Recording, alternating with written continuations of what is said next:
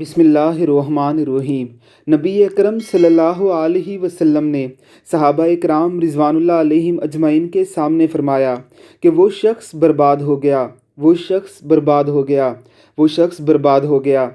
صحابہ اکرام رضوان اللہ علیہم اجمعین نے پوچھا، یا رسول اللہ صلی اللہ علیہ وسلم کون شخص برباد ہو گیا؟ آپ صلی اللہ علیہ وسلم نے فرمایا، جس نے اپنے والدین یا ان میں سے کسی ایک کو بڑھاپے میں پایا اور اپنے اوپر جنت کو فرض نہ کروا لیا، وہ برباد ہو گیا۔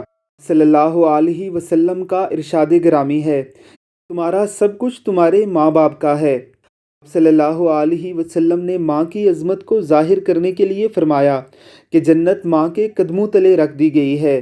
آپ صلی اللہ علیہ وسلم کا ارشاد گرامی ہے کہ اگر میں عشاء کی نماز پڑھ رہا ہوں اور میری ماں مجھے آواز دے کہ بیٹا محمد، تو میں نماز توڑ کر کہوں گا کہ جی اماں جی۔